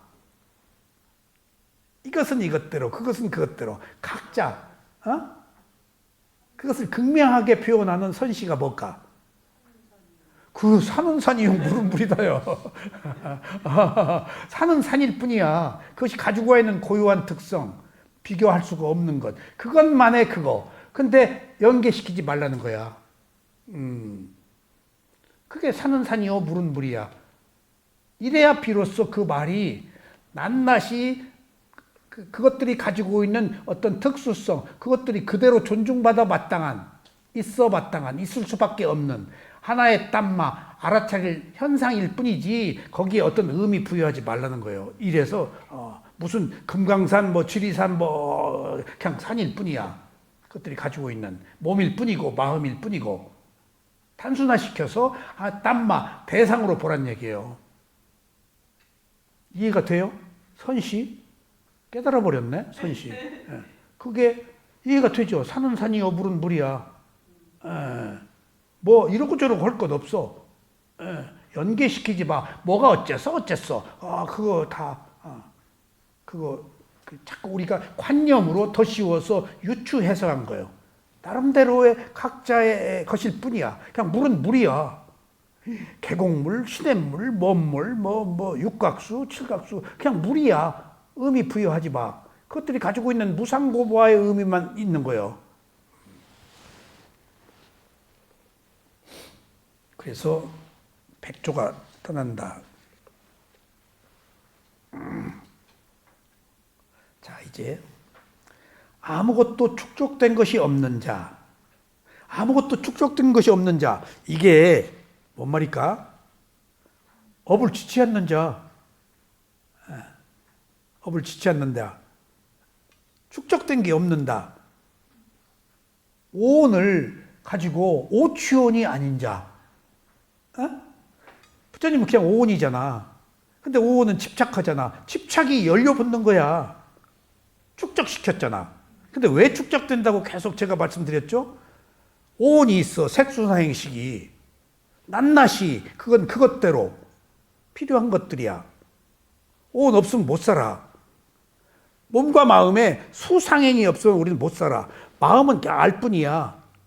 그리고 세부적으로 느낌이 일어나고 그 다음에 인식, 지각, 기억하고 그 다음에 의도, 업이 만들고 세 가지가 다 하고 있어. 몸은 그냥 몸이고 마음과 함께 있는 수상행이 다 하는 거야. 낱낱이 각자 역할이 있어. 근데 하나하나 떼어놓고 보면 몸, 느낌, 상, 행, 식 떼어놓고 보면 나도 모르게 언젠가부터 몸 하면은 나도 모르게 이 몸이 지금 여기 있잖아. 내 몸이라는 생각이 든다니까.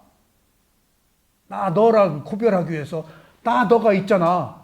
그럼 나 너 사회 속에 사니까 나 너가 있으니까 내가 생기고 네가 생기고 우리가 생기고 인상 아상 중생상 수자상 인상 아상 중생상 수자상이 빨리역 경제는 없는 얘기입니다. 대성에서 나온 얘기예요.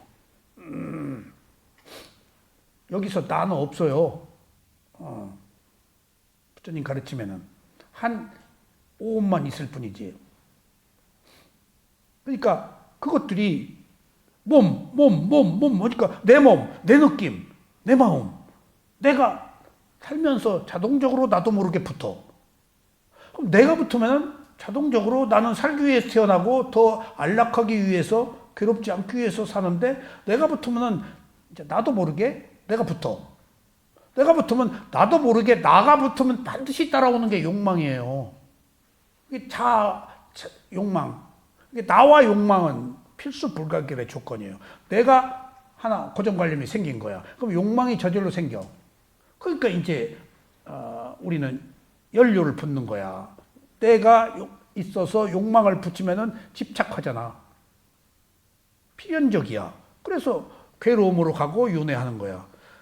이런 원인과 결과로 논리적 구조를 부처님이 다 파악하시고 낱낱이 해체해서 산은 산이고 물은 물이고 몸은 몸이고 마음은 마음이고 내 몸이고 네 몸이고 그런 거 붙이지 말란 얘기지. 그냥 몸으로 보고 마음으로 보지. 느낌으로 그냥 보지. 내 느낌 네 느낌 찾지 말란 얘기지. 해체해서 그것이 있는 그대로 보는 거예요.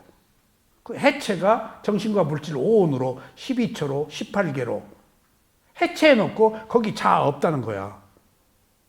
해체해둬야 자아가 없어. 부속들이야 자동차. 모아놓아야 자동차지. 자동차로 보면은 내 자동차지. 근데 뭐 타이어다 엔진이다 하면 내 타이어 내 엔진이 아니잖아. 내가 한번 그래서 자꾸 부처님이 그 분석하는 거야. 그 해체해서 이것을 주도하는 어떤 그 핵심은 없다. 부속이 모여서 어떤 형태를 이루어서 작동하는 것이지 거기 나 빼려고 그렇게 자꾸 부처님이 해체하는 거예요. 정신과 물질을 5원으로 12초로 18개로 어떤 조건들의 결합이다. 원인과 결과의 문제다. 그런 깨달음을 얻으라고 그렇게 한 이유가 거기 있어요. 그래서 여기서 아무것도 축적된 게 없고 그러니까 내 몸, 내 몸, 내 마음이 아니니까 켜켜이 온이라는 것은 쌓인다, 무더기 축적된다 해가지고 쌓이다 보면은 내 몸이라고 쌓이다 보면은 내 몸에 내가 붙고 욕망이 붙어가지고 업이 만들어지는 거예요. 이게 축적된 거예요. 그래서 이런 그 축적된 성향이 뭐지? 아까 얘기했네 네 번째 선입관, 고정관념, 업의 과보. 이게 잠재 성향, 축적된 성향이에요. 우리가 무슨 힘으로 살죠? 과보의 힘으로. 내가 사는 게 아니에요. 역할이에요. 네? 권생이 사는 거 아니야. 과거로부터 만들어진 권생의 역할을 지금 배우처럼 구현하고 있는 거예요. 내 의지대로 못 살아. 내가 지금 배역받아서 그대로 내 마음이 지시하는 대로 살고 있는 거예요. 난 그걸 많이 느껴요. 내가 어떤 마음을 먹어. 이게 과보에 의해서 먹네? 그리고 먹은 대로 행동해. 나는 마음 먹은 대로 행동 안 하려고 노력해요. 그런 것들을 제가 많이 봐요. 그러니까 내가 몇 번 얘기를 했는데 저하고 같이 산행하는 사람이 아니 저 사진 찍는 사람이 우리 클럽 회장인데 전국을 일주일에 한두 번 가자고 그래요. 그러면 그냥 아침에 야근하고 자기 차가 있으니까 차 속에 늘 카메라가 있으니까 아침에 이제 야근하고 이제 집에 가야 될 거 아니에요. 그러면 뭐 어디 찍으러 갑시다. 그러면 어디로 가는지도 모르고 네 어디로 가는지도 몰라. 전국으로 고속도로 통행료가 무료니까 그 차는 그 군대에서 뭐 좀 장애를 입어가지고. 근데 지금 못 다니잖아요. 죽어가지고. 자기 부인이 병원에 근무하는데 동해안 그 일출을 찍으러 가는데 가다가 밤 11시에쯤 갔는데 저 양평에서 누구를 픽업해서 몇 명이 갔는데 막 화를 내고 그러는 거야. 내가 이유 없이 그래서 운전하다가 그렇게 대거리를 하면은 사고 나잖아요. 그때 차에 하나 4명이 탔는데 가만히 중간에다 집에 돌아간다고 할 수도 없고 불안하고 그래서 그때 종범이 보고 전화해서 다 동해안으로 좀 데리러 오라고 그래. 종범이하고 좋을 때. 그렇게 화를 내고 막 이 사람이 이상하다. 그 뒤로 조금 거리를 두었지. 그 뒤에 또 이제 그 뒤에 조금 그 인터벌을 두고 만났는데 자기가 뭔 암 걸렸대. 그래? 그래서 고기 먹지 마. 근데 고기를 먹으라고 그랬대. 그래서 자연건강에서는 암 걸리면 고기 안 먹어. 말을 안 들어. 내가 유심히 얼마 동안 관찰을 해봤어. 당시 부인이 세브란스 병원에 있는데 왜 종합검진 안 받았어? 그때 무서워서 안 받았대. 여지껏 안 받았대, 한 번도. 그래서 유심히 관찰해 보니까 그게 업의 과보야. 그 마음이 제 명예, 업의 수명이 있잖아. 제 명예 죽으려고 마음이 병원에 종합검사하는 것을 내키질 않았어. 마음이 움직였구나. 마음이. 왜 안 갔어? 무서워서 그랬대. 세상에 무서워서 가가지고 그러니까 여러 가지 정황을 이렇게 놓고 보니까 마음이 업의 과보고 그게 성격이고 그 행위인데 업의 수명을 맞추려고 마음이 이미 벌써 생각과 말과 행위, 마음이잖아, 생각이. 마음이 업의 수명에 맞춰서 살려고 병원 안 갔구나. 그쪽이 그 가치를 못 느끼게 하는 거야. 살려면은 가지. 살려면은. 근데 그 업의 수명까지 살으라고 마음이 움직이질 않은 거야. 그런 걸 내가 여러 경우에서 봐요. 우선 내 마음에서도 봐. 어떤 딱 왔어. 그 마음대로 하면은 업의 과보대로 내가 습관적으로 과보대로 사는 거야. 그렇게 가속도가 돼서 연료를 붓는 거야. 근데 딱 내가 알아차리고 호흡 보고 과보가 왔어도 그대로 안 가고 호흡 보고 단절해버려. 그럼 내가 새로운 원인을 만드는 거야. 업대로 안 살고 새로운 업을 만드는 거야. 그런 것들이 우리 의식 속에서 수행을 통해서 극복할 수 있다는 것을 내가 많이 느껴요. 그러니까 누가 미운 짓 해도 똑같이 성질 안 부리고 내가 참고 내가 병신되고 내가 마르면은 관계가 더 악화는 안 되잖아. 그리고 내가 그 일로 인해서 괴로울 필요는 없잖아. 고통은 겪더라도 조금 고통을 감내하고 약화시킬 필요는 있잖아. 그것이 나를 위해서 필요한 거야. 나를 위해서. 다 나를 위해서 해야 돼요. 이거보다 더 현실적인 문제가 어디 있어요. 나 말고 누구를 위해서 우리가 살아야 돼요? 나 위하는 게 남을 위하는 거예요. 그게 자리 이타예요. 그런 것처럼 그래서 아무것도 축적된 정이 없는다. 그러니까 오온에서 나라는 것이 생기고 쌓이니까 그 다음에 욕망이 쌓이고 그러니까 업이 만들어지고 그래서 그 축적된 성향 잠재적 성향인데 축적된 성향 잠재적 성향은 변해요 안 변해요? 안 변합니다. 여러분들 바꾸려고 하지 마세요. 인내라고 알고 마세요. 안 변해요. 인내, 탐욕이 인내, 성냄이 인내. 그게 새로운 원인을 만드는 거예요. 절대 못 바뀌어요. 타고 태어났기 때문에. 업의 과보대로 사는 거예요. 근데 꼭 그대로 되지는 않지만은 과보대로 되지, 내가 바꿀 수 있잖아요. 근데 바꿀 수 없다는 거예요, 지금. 바꿀 수 없다는 거예요. 근데 예외는 있기 때문에 노력하면은 다음 생이 바뀌거나 지금 이후에 지금 새로 만들어. 지금 새로 만들어.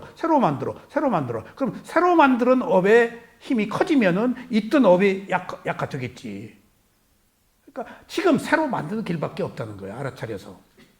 업은 치고 돌아서 나를 지배하고 있었는데 습관적으로. 그게 내 생각이자 습관이자 사주팔자자 관상이에요. 내 성격이에요. 내가 인습적 잠재 성향이에요. 그대로 산다는 거예요. 애들 바뀌는 줄 아세요? 내가 바뀌는 줄 아세요? 안 바뀌어요. 솔직히 안 바뀌어요. 그 범주 안에서 조금 바람잡거리고 변화를 꾀할 뿐이지 결론적으로 안 바뀌어요. 그러니까 지금 이런 일생을 끊임없이 새롭게 만들면은 다음 생은 바뀌겠지. 태어날 때 또 새롭게 형성되니까 조건이. 이미 형성된 조건은 몸과 마음에 각인되어 있어서 상당 부분 그대로 살아야 돼요. 그대로. 전부 다. 부처님도 똑같아요. 부처님도 80살에 혈반하시고 120살까지 살 수 있음에도 불구하고 자기 업의 과보로 80에 가신 거예요. 더 살 수 있다고 그랬어요. 그러니까 어떤 조건, 허용치, 제한된 것은 상당 부분 받아들여야 돼요, 우리가. 못 피하니까. 왜 그랬어? 어쩔 수 없었어요. 어쩔 수 없어요. 받아들이고 무엇을 새로 만드냐가 우리들이 지금 이 생을 살고 있는 현안이에요. 자, 아무것도 축적된 것이 없는 자. 그것이 업을 쌓는 행위를 말한다고 그랬죠. 근데 여기 두 가지 종류의 축적이 있는데 업을 쌓는 행위야. 업을 쌓는 행위. 네 가지 필수품. 그러니까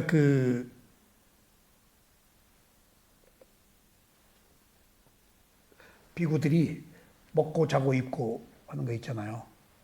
그걸 네 가지 필수품.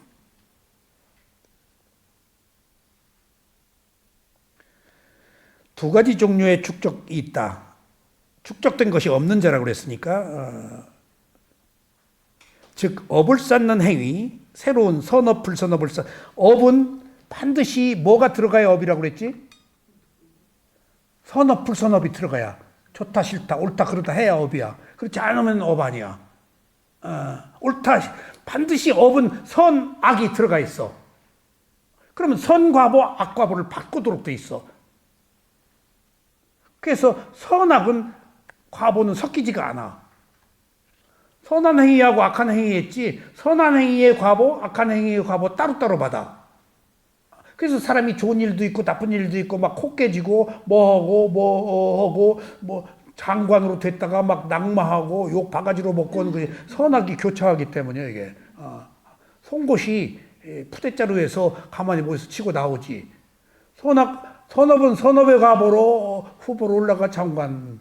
근데 악업이 많으면은 이제 뭐 5만 가지 그 험구가 다 나와가지고 이제 똥침 막대기 돼서 장관 하지도 못하고 우리가 뭐 당선됐다, 뭐가 됐다 다 선악이 교차하고 있잖아. 예. 농담 아니에요. 몇 년 전에 어떤 분이 2년 동안 계속 노벨상 후보에 올라서 금년에 유력하다. 그래가지고 다 기대를 했는데 어떤 노 시인이에요. 느닷없이 여자 희롱으로 막 가가지고 그 어디 그 저기 그 자기 그 집에서 수원에 준 집에서 쫓겨나고 나가라 그러고 막 그냥 그 한 시대를 풍미하는 그 문학의 거성이 그냥 똥침 막대기가 여자 성희롱 한 것이 밝혀지니까 어느 여자 여류 시인이 막 그 밝혔잖아요. 솔직히 예술 하는 사람들이 그런 것들이 조금 그 분명하지는 못해요. 제가 그 한때 그 세계에 뭐 꼭 문학이 아니고 뭐 미술 뭐 문학 다 그 세계에 좀 있어봤기 때문에 즉흥적이고 감각적 욕망이 제어가 안 돼요. 이제 그런 것들은 그 세계에서 새로운 이미지 창의력이니까 또 한편으로 그럴 수도 있는데 그래서는 안 돼요. 지금 현대 사회에서. 옛날에는 그런 것들이 비일비재했어요. 우리 몇 번째 하고 우리도 술 먹으면서 막 이렇게 만지고 뭐 나무 관세음보살 하고 만지는 사람도 있고 어쨌거나 그 사람이 하루아침에 그냥 반사회적 뭐 문이 돼버린 것 보고 나는 그것을 뭘로 본 줄 아세요? 업으로 봤어요. 그 사람이 괴로움을 호소했어요. 세계의 많은 내 친구들이 너무 이 사건으로 인해서 안타깝게 똥침 막대기가 된 거 아니야. 똥침 막대기가. 그러니까 저게 악업의 과보가 세게 들어왔구나. 어쩌지 못하지. 어때? 그분이 황선임하고 친해요. 황선임 집 식객이었어요. 그 시인이. 그래서 내가 자꾸 황선임 보고 그분도 불교니까 대승불교하고 이쪽 불교하고 대담 많이 해서 노벨상 받았다 하면 그냥 딱 책 내자. 그래서 그 불교의 그 양대 산맥에 대해서 황선임이 식객이었어요. 황선임 집이 아버지 어머니가 불교계 거성이에요. 초파일도 황선임 아버지가 다 만드는 거예요. 대법선 보살이라고 황선임 어머니가 법상에서 법문은 한 사람이에요.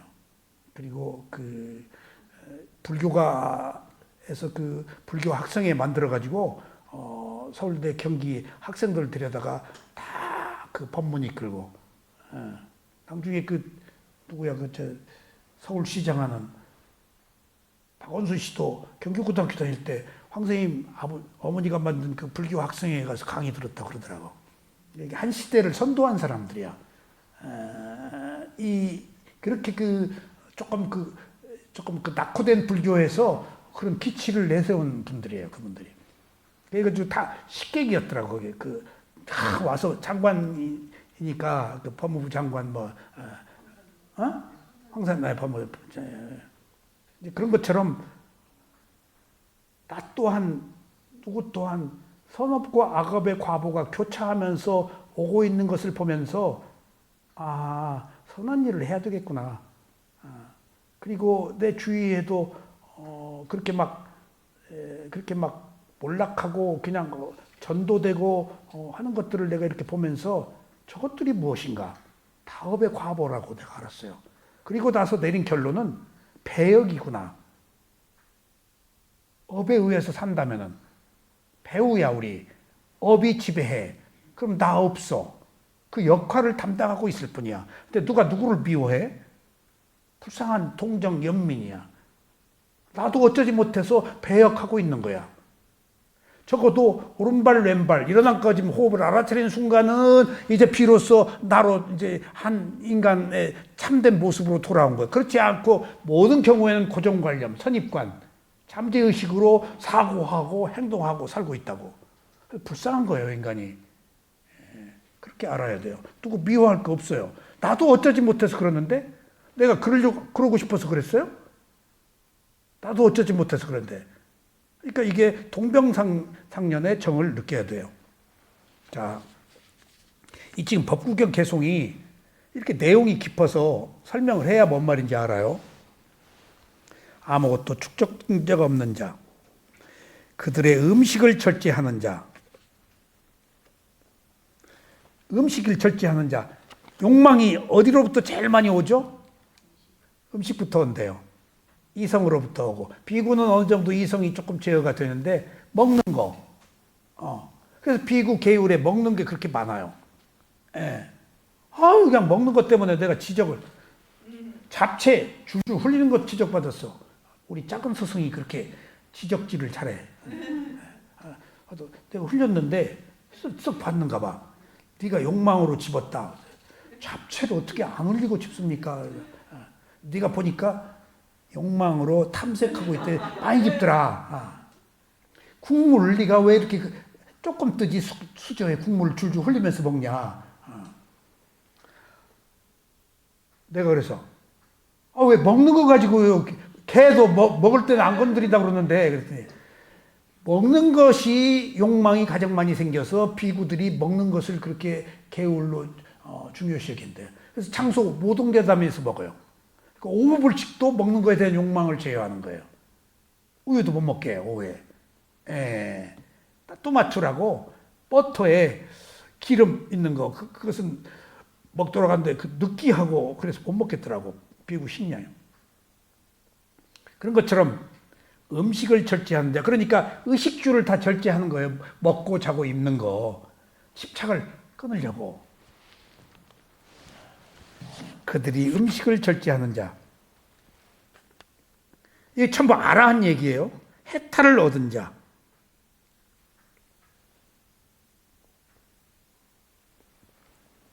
자, 해탈을 얻은 자. 해탈이 닛바나 열반이거든요. 열반은 고통으로부터 해방이다. 괴로움. 이것은 비어있음이라고 불리는데, 비어있음 공, 실체가 없다, 무하다 그 말이에요. 열반은 무상고 무아에 의해서만이 열반에 들어가요. 나 없으면 못 들어가요. 근데 수다원의 열반, 사다함의 열반, 아나함, 아라한의 열반이 다 다른 것은, 아라한이 완전히 내가 없다는 것을 알고, 수다원은 내가 없다라고 알았는데 조금 있어. 그 강도의 문제로 도가가 달라져요. 처음부터 바로 빡 아라한이 된 사람, 수다원이 된 사람이 무아를 어떻게 받아들이냐의 차이예요. 무아여야 집착을 끊기 때문에. 자, 열반은 고통으로부터 해방이다. 이것이 비어있음이라고 불리는데, 무상고 무아라고, 비어있음 공 순냐, 실체가 없다, 무아를 얘기해요. 왜냐하면 탐진치가 비어있기 때문이다. 탐진치가 소멸했다. 비어있다, 소멸했다. 무 또는 절멸이 아니다. 여기서 없는 게 아니다. 절멸이 아니다. 열반은 적극적인 초세속적 상태이며 세속적 언어로는 설명될 수 없다. 이것은 흔적이 없다. 왜냐하면 이것은 탐진치의 흔적으로부터 벗어나 있기 때문이다. 탐진치가 없어졌을 뿐이지 뭐라고 설명을 못해.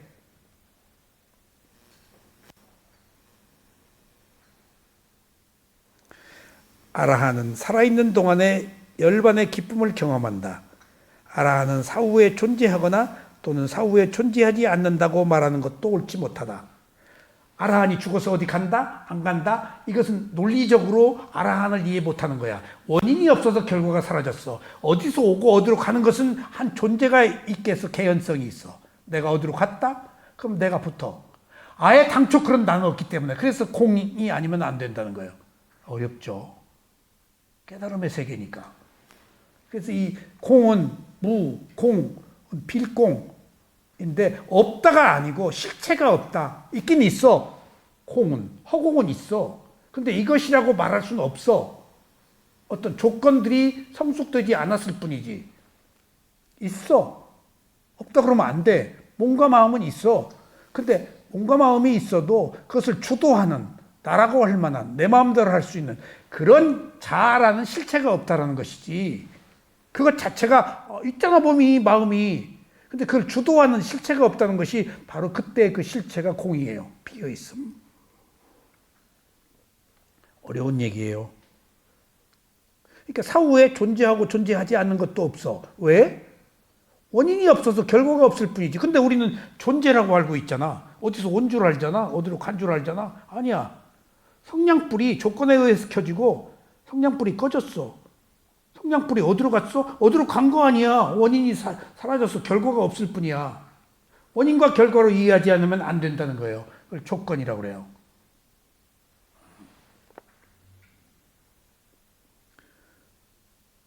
왜냐하면 열반은 영원주의도 아니며 단멸주의도 아니며 상견, 그 다음에 단견도 아니기 때문에 아라한은 바로 현생에서 아라한 과를 얻어 열반의 기쁨을 경험한다. 이렇게 조금 그 해탈을 얻은 자, 있는 것도 아니고 없는 것도 아닌 상태가 아니고 그것은 선정수행이고 있고 없고의 문제를 떠나서 집착이 끊어진 걸 말해요.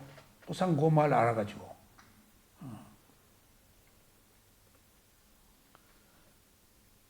해탈을 얻은 자, 마음은 텅 비어 있어서 마치 공중에 나는 새처럼 흔적이 없도다. 지금 우리는 흔적을 남긴다는 것은 업의 과보로 새로운 업을 짓는다. 흔적이 없어야 돼요. 허공을 나는 새가 흔적이 없잖아요.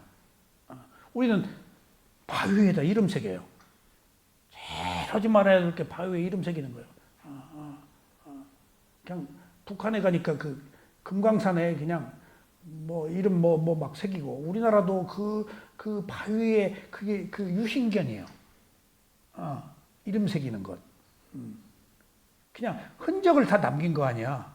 문화재적인 가치는 있을지라도 호련히 나라고 할 것 없이 그냥 흔적 없이 허공을 나는 새 얼마나 가벼워. 근데 우리는 꼭 흔적을 남기고 그러니까 괴로운 거예요. 흔적 때문에. 내가 잘나야지. 내가 칭찬을 받아야지. 다른 존재를 과시해야지. 다 흔적 때문이에요. 그 흔적이 업이에요. 괴로울 수밖에 없어요. 흔적 때문에. 인정받는 것도 흔적 있잖아요. 내가 무시당했다 하는 거 아니에요. 무시당하고 안다고 하는 것들이요. 솔직히 말해서 무시당하고 안다고 하는 것이 내 수준으로 대접받는 거예요. 내가 무시당했어. 내가 무시받을 행동했어. 내 수준으로 대접받는 거예요. 내가 못나서 그런 거예요. 내가 걸려서 그러고. 여러분들 어디 가서 있는지 없는지 흔적 없는 것이 가장 위대한 거예요. 제가 수행하면서 느꼈어요. 어떤 업이 강한 사람들은 흔적을 남겨. 여기서 전부 이 적당한 거리에서 왕복을 왔다 갔다 하는데 강한 사람은 지그재그로가 대각선으로. 그러지 말라 그래도 그렇게 흔적. 그러니까 저쪽에서 오면은 여기는 안 그렇지만 내가 그런 걸 용납을 안 하니까 여기서. 근데 미얀마 가면은요 제멋대로인 사람들이 제멋대로인 경우가 많아요. 아마 좌선하면서도 볼펜을 딱딱 이 모나미 딱 미쳐 그 소리 때문에 지그재그로 저기서 오면은 내가 못 오는 거 저 사람이 오니까 서 있어야지. 그게 다 흔적이거든. 그게 유신견 자아예요. 탐진치예요. 그게 자기를 드러내려고 과시. 그게 충족이 안 돼서 괴로운 거예요. 솔직히. 그런 것처럼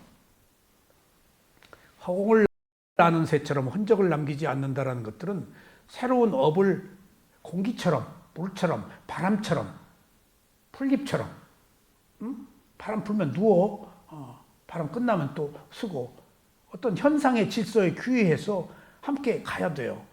맞서서 막 바람 부는데 나는 안 움직이려고 하면 가지 부러져, 다쳐.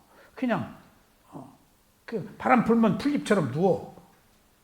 그런 것처럼 흔적을 남기지 않는다는 것은 중불나게 유신견 자아를 가지고 아니고 맞서서 자기를 빛나게 드러내려고 하지 않는 걸 얘기해요. 근데 세상은 자아가 있기 때문에 다 드러내려고 하고 살지. 거기 괴로움이 있어요. 그게 수행하는 데서 내가 많이 느껴요. 제대로 된 수행자는 안거 3개월 있는 동안에 이 사람 수행 제대로 한다? 근데 제대로 하는 사람이 2개월 만에 가려고 그러네. 좀 더 해다가라. 가야 될 일이 있다. 이것도 업이구나. 저 사람 그대로 가면은 뭔가 담마 법을 보겠는데 인터뷰 때 아니까. 누가 인터뷰를 잘해요. 그러면 통역하고 우리가 내가 통역 보고 저 수행자한테 뭐 수행 얘기해 줬냐? 안 했대. 근데 단계적으로 쭉쭉쭉쭉 그냥 이 얘기 나오면 다음에 뭔 얘기, 다음에 뭔 얘기 나오도록 돼 있어요. 과정이 7청정과 16단계가. 제대로 쫙쫙쫙 나가. 감탄해 우리가. 사야도도 감탄해. 그러니까 우리끼리 눈빛을 주고받고 야 이거 잘한다. 지켜봐 이제. 하나 도구를 얻기가 어려우니까 지켜보고 있다고. 제대로 하네. 근데 2개월 만에 또 간대. 왜 가냐? 너 조금 더 있으면 뭐 하겠다라는 얘기는 못하지. 그런 얘기는 하면 안 되니까. 조금 더 해. 간대. 조금만 더 하라니까. 한 달만 더 있다 가지. 간대. 그리고 가.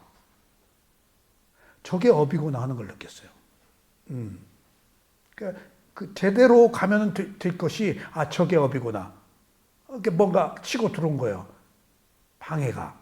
한계가 온 거야. 그 만나기 어려운 법을.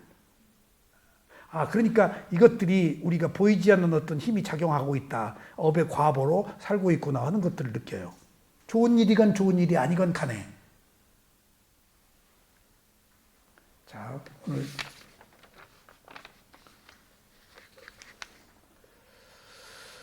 다음 시간에도 할 게 굉장히 많으니까 오늘 아라한이 어떤 상태인가에 대해서 오늘 여기까지 공부하시겠습니다.